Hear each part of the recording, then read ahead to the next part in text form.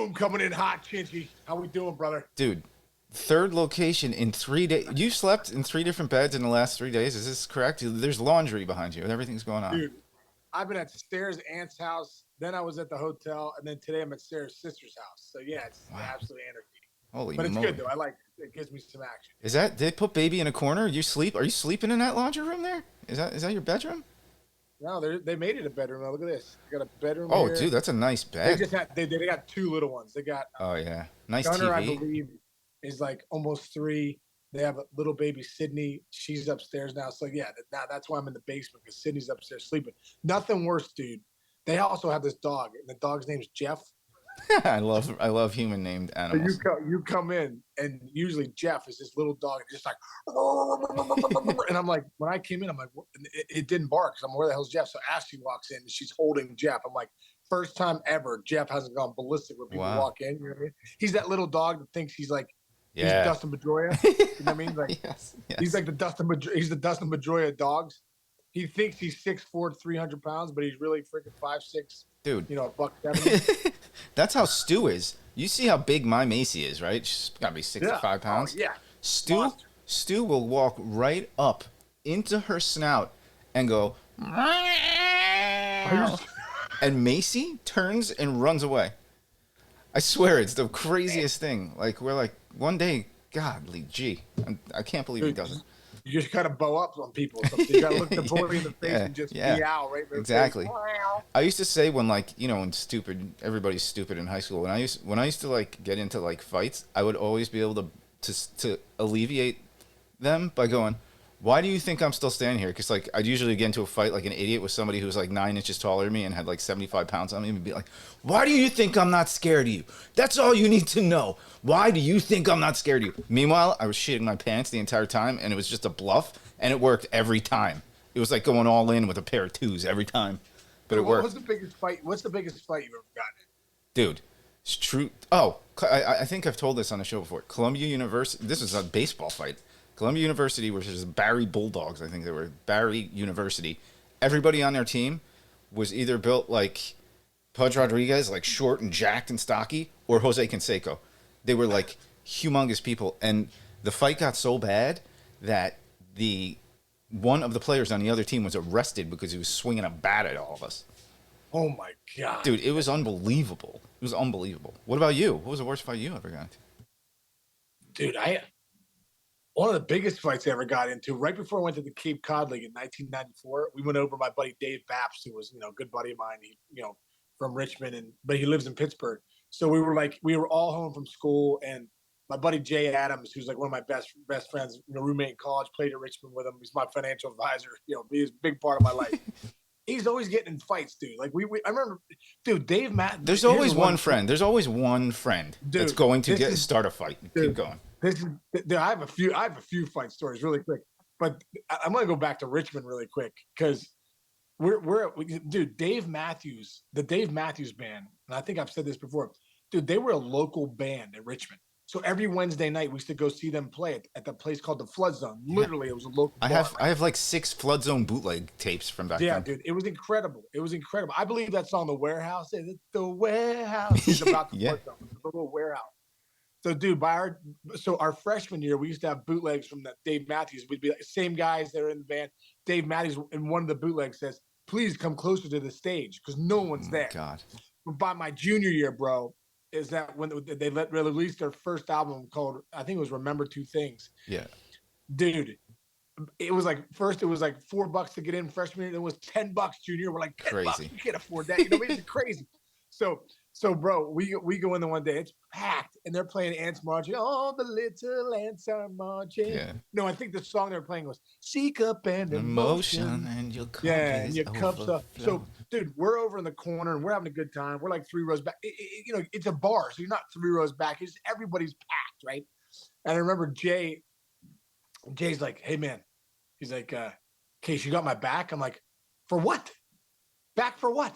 He's like, "This guy keeps bumping into me." I'm like, "Dude, everyone's dancing, Jay. Everyone's dancing. It's no big deal."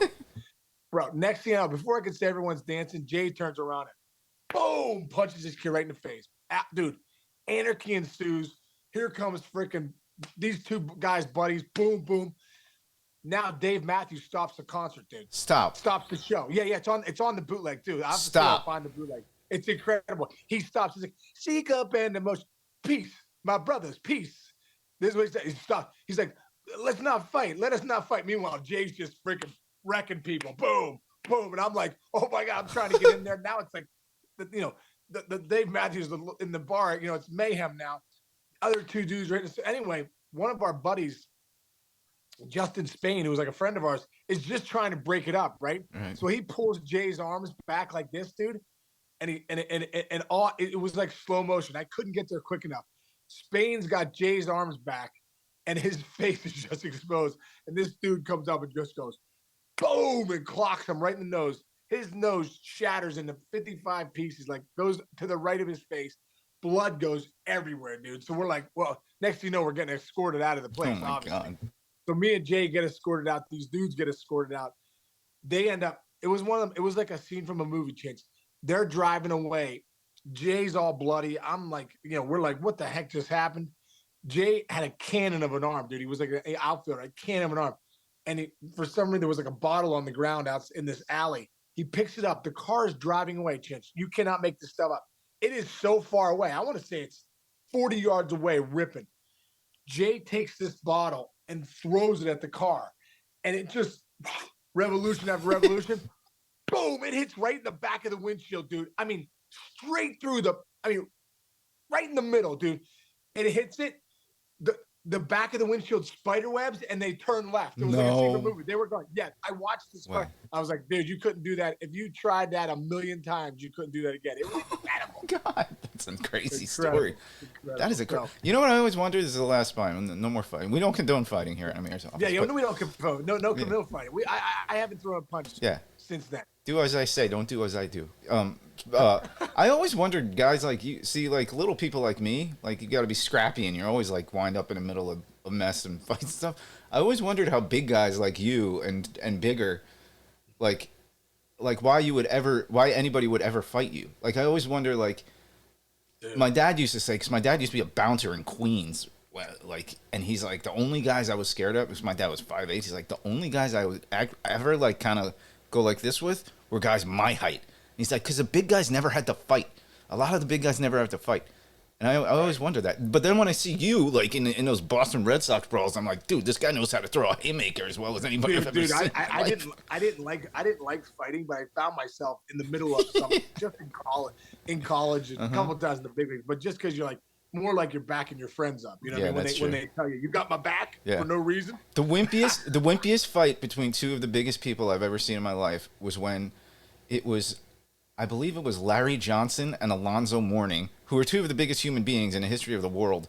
Heat Knicks. They got into that.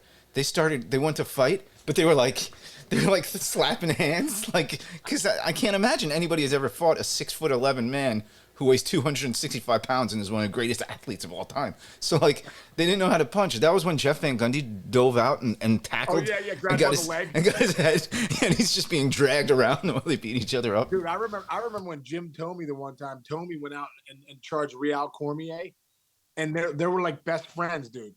And Thome basically gives him a love tap. Like, if Jim Thome came out with a vengeance, like, I'd be scared. Because if he hit you with one of those Paul Bunyan haymakers, you'd be in trouble. Like, dude. Jim's like nicest guy, but it was the stage of the game where, like, sometimes in baseball you have to go, like you have to go. It has to end, and the only way to end it is to charge. Yeah.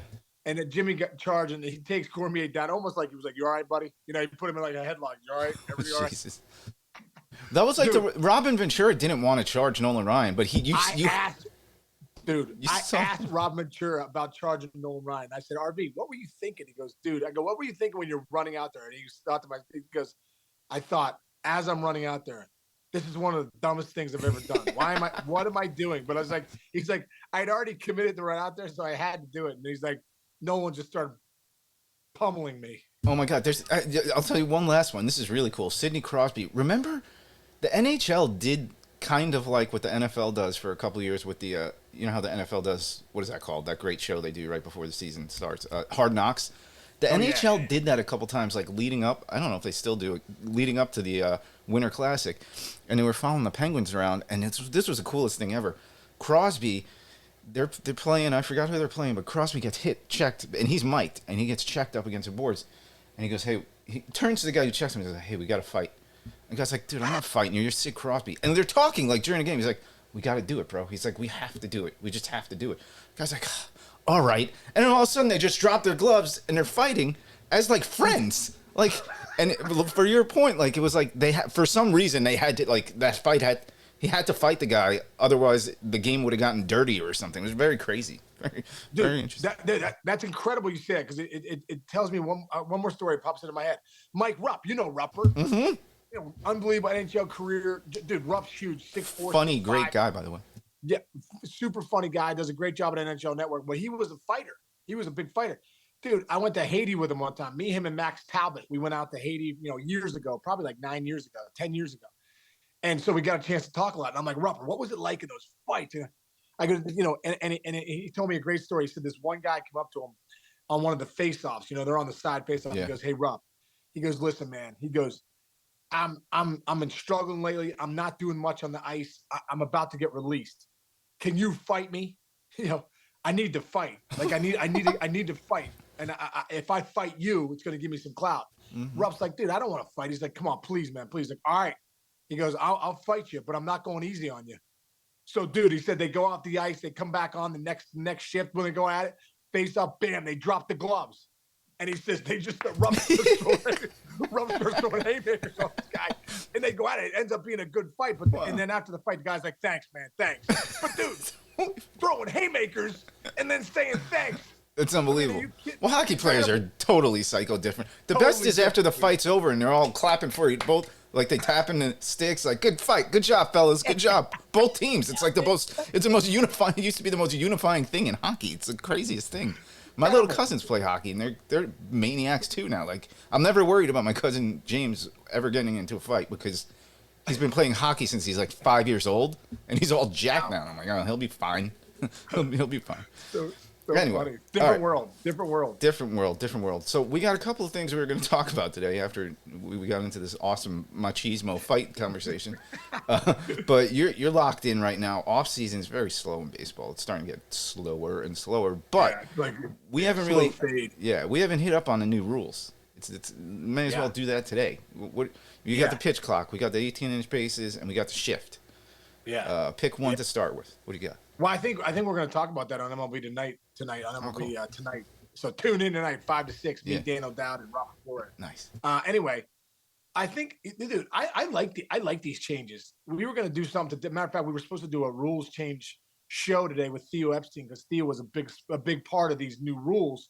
And I think let's start with the clock because for the people out there that don't like the clock, I think it's 15 seconds with nobody on base. You have to deliver the ball. I think the batter needs to be in there in 8 seconds or something like that. And then with a guy on base, it's 20 seconds, and I believe you can only pick over twice. So there's a couple cool things here as far as that goes. I love the clock. I think people are going to love the clock because think about the NBA without the 24-second shot clock. Think about NCAA basketball without the 35 seconds. Right. And how many is it? Is it the 30-second clock with the NFL before a play getting a playoff? Yeah, maybe it's down to 25. Yeah, 25, 20 or whatever. But dude, think about that. The game that revolutionized the game. The clock. This is gonna. I mean, they did it in the minor leagues already. It's taking like 16, 17 minutes off of games. Like it's huge. Legit. It's That's not like, a lot. That's a lot. Yeah, it's a lot. So these rule changes are great. I don't know. The 18-inch bases I like too. The 18-inch bases. That's a great safety. It's just smart. Yeah. It's just the right thing to do. Easy. Dude, they're bigger. Check the box. Yeah. They have the bigger bases already in Studio 42, and it looks so weird, Chance. I'm bad. So weird. They look like it's big. But dude, listen, it's a game of inches. So I think you're going to see more stolen bases. You're going to see the catchers are going to have to get better at getting rid of the ball. That's true. How many inches does that cut off between? It's 3, dude. It's 3 inches all around. Dude, that gives a guy who has 20 stolen bases maybe 33 or 34. That gives a guy who has 40 stolen bases maybe 60, right? It's going to promote guys to steal more. It is. There's no doubt about it. Your lead can get a little bigger too. And also dude, I broke my back at first base.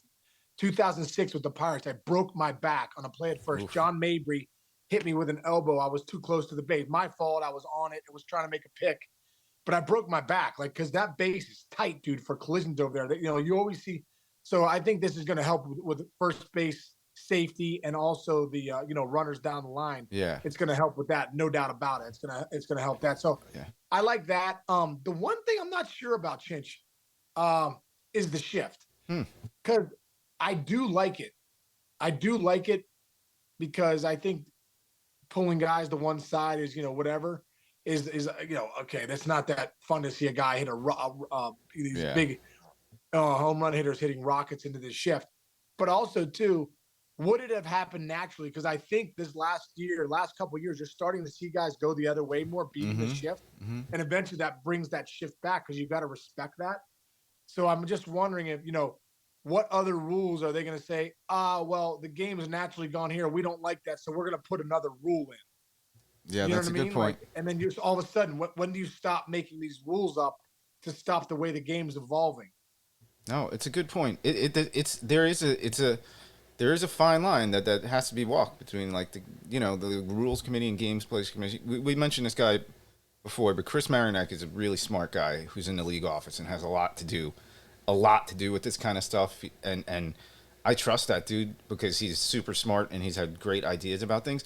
The one good thing I will say, and I hope they're going to do this with these rules. Remember the second base thing, like the transfer rule they made originally. This was what, 3 or 4 years ago. I think Joe Torre was heading the committee at the time. And that transfer rule got so shaky. Like the first 2 weeks of the season, you guys were all upset. Like it was like, no, he caught it. He didn't catch it. He did. And you know what the league did? They were like, this isn't right. We got to fix this. And they fixed it in the season within a couple weeks. Players were on board with it because they were annoyed too.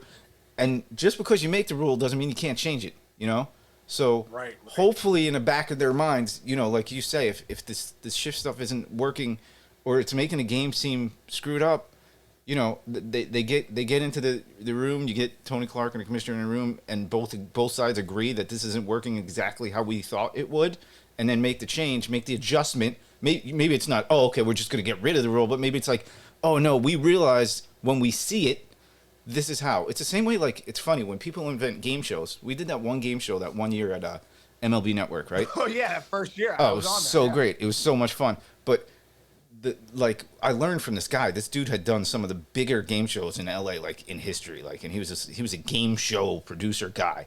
It's so much fun. But he's like, it's about the gameplay. And he's like, sometimes until you play the actual game, until you play the game show, you won't know that one thing to go, we didn't think of that. That's like a little loophole. And I think the shift is going to be the same way. Like, it's the same thing in the NFL and football. Like, they did the Wildcat. Well, guess what? In 3 weeks, everybody figured out how to stop the Wildcat. First 3 weeks, Miami Dolphins that year, they were rushing for 200 yards a game, blah, blah, blah. And then teams adjust. I think the same thing with rules. Like, you can adjust the rules. Like, I just hope that these are you said the word malleable. I hope these are malleable rules that we can adjust them if they don't work correctly. Yeah. Well, you know what you think? What pops into my head when we start talking like this is, okay, are we teaching the hitters wrong? Should the hitters be better? You know what I mean? Should the hitters, put the ball in play more? Stop pulling it into the ship. Whatever. Are we teaching hitting? Should we focus more on that? Hey guys, because of this shift, we got to be better as hitters and all that stuff. Okay, that's the first thing. Or do we just say, well, they have the shift and these hitters aren't that good, so they just keep hitting into the shift? Okay, what about this, Chinch? What about they're throwing more curveballs, sliders, and off-speed pitches than ever before in the game? It's really getting up there percentage-wise. Mm-hmm. What if they're throwing more off-speed pitches and then all of a sudden hitters can hit off-speed pitches? Oh, man, they're throwing 65% off-speed pitches. The batting averages are down even more. The strikeouts are up. Okay, you can only throw 40% off-speed pitches because the hitters aren't making the adjustments. You know what I mean? And now you're really. So what rules do I'm just that's where does it end? Where does it end? As far as the pitchers, hey, Bob Gibson's too nasty. No one can hit him, so let's raise the mound. Right. Or let's lower the mound. Lower the mound. They lower the mound.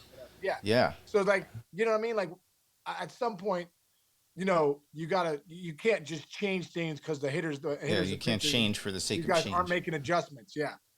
It's a very interesting topic. Good points by you, man. We'll Yeah. see. Like I said, I think you got to play. They just got to play Yeah. and see. Yeah. And Hey, how about this? Let's do this, dude. The freaking home run derby. That's a Tony Patini thing. That home run derby is 9 million times better than it was dude, originally. so much Sometimes you hit a home run, literally, like pun intended. Like, right. you got it. Yeah. You got to give it a shot. You got to see what it looks like, I guess. Dude, I think that's the biggest thing. Hey, I look at it through my mental performance coaching program, Breakthrough Pro. I just said to myself, I got to get some data and information. I got to do it. I got to take action and do it. So many times in life, we all get these great ideas, but then we don't take action on it. It doesn't mean anything if you don't get boots on the ground. It doesn't mean anything if you don't get the information that you need to make it better, right? And to look at failure, say failures, feedback, and really just information. So I like that, the way I look at it. Hey, this stuff might work, might not. Hey, at the end of the day, you got to take action, implement it so that you get some data and information so that you can make adjustments on it. I love that. All right. Hey, we had a couple other topics we were going to go to, but let's save them because I think we're good today. And you got a big day ahead of you. You got a big MLB tonight, and then you're going to a very special place for dinner, I believe. Yeah, dude. Yeah, me and my buddy Kevin Mahoney and Rachel, we're going out to we're going to the Palms, River Palm. River Palm Terrace. Me and your cousin Matty Chinch have been there a bunch of times. I know. I used to when I lived there for like a year and a half in Edgewater. By the way, sorry if you live in Edgewater. I don't love it there. No, it's a nice place. However, I wasn't walking. That was like 3 blocks. River Palm was 3 blocks from the house I was renting. Well, I'll tell you what, you'd have been probably in trouble on rent though, because it's so. You walk Dude, out of there, I'm like, it's ridiculous. Seafood platter's like $795, but it's so the good. The food's so good. You leave there with a $500 bill. You're like, all right, it's all right. It was worth it. I'm okay spending money on the dinner if it really is a memorable, like piece of meat or something. But if you spend a lot of money and you get like something that's not up there, that's the worst. That's the worst. You get that bill and you're like, chicken sucked. Dude, that is the worst. Bro. It really is. I still remember going to a steakhouse in like Avalon, New Jersey, and it was like, hey, let's go out to dinner one night, and it tasted like a burger. It says like it said filet mignon, but it was more like a freaking ground round burger. Yeah, terrible. Dude, it was terrible. And the bill came out, it was like $320. I'm like, dude, we just got robbed. We just got robbed. Dude, real quick. So there's this place called Peter Luger Steakhouse. There's one in. Oh yeah, dude, yeah. One of the greatest ever. There's one in the city. One like literally 8 minutes from where I grew up. And since my mom passed, my brother was living home for a while. Like my dad got really into coming out to dinner. So me and my brother and my dad and Jessica, we'd take him out to dinner. And he's like, let's go to Peter Luger's. And we're like, come on, we're going. But we would go like every couple weekends, and we love it there, whatever. But like, we would go, and freaking, like me and my brother, like for the last like 5 or 6 times we went, we were like, is this really not as good as it used to be? It used to be like when you go on a plane and it's like top 10 restaurants in that ugly manual, you open it up and it's like top 10 restaurants in the world. That was always up there, whatever. And I just read this morning. It's so funny that they got their Michelin star taken away like a month ago. That's like a huge deal for restaurants, Michelin star. They just got it taken away like a couple months ago. And I was like, oh, wow, maybe me and my brother were right last year when we were going there. And we're like, the steak doesn't taste the same as it used to. Sorry to call you out, Peter Luger. You're still a great place. But what are you going to do? Anyway, that's my story. You don't get that. You don't have that problem at River Palm, though. River Palm, I've never had a bad meal there in my life. Dude, what are you going to get? The manager there, Steve Russ, is the greatest, dude. Oh, He's that's like, awesome. the way he works that room. Do you get like a little, he hooks you up with like a free cheesecake at the end of the night or something? Oh, yeah. He'll give you something like some that. Some cookies or something? Sarah and I usually get the big like porterhouse. Porterhouse no, for two? No. Dude, have you ever got the tomahawk? Yes, dude. Dude, that thing is... tomahawk bone, you bring it home to your dog. Incredible. Yeah, it's incredible. All right, well, enjoy that, dude. Hey, Gunner! What's this? Come here, dude! What do we got here? Man, we got guns. Gunner, what's up, bro? Look at that. What do we got? Some dinosaurs on the jammies there? Say, what's up, Chinch? Say, hey, Chinch. Say, hey, Chinch. Very cool. All right. Perfect way to end the show, dude. Perfect way to end the show. He gave it. Hey, hates James. That was good. That was cute. Wow, we got a lot of guests this week. We got aunts, nieces, Yes. nephews. I love it. All right. Yeah, and Cheryl Gunner. Nice. There we go. All right, dude. All right, Go bro. enjoy All yourself. right, man. Hey, to everyone out there listening, we appreciate you guys tuning in. We'll see you guys tomorrow. Yes, Kiss sir. you. Love you, man. Love you.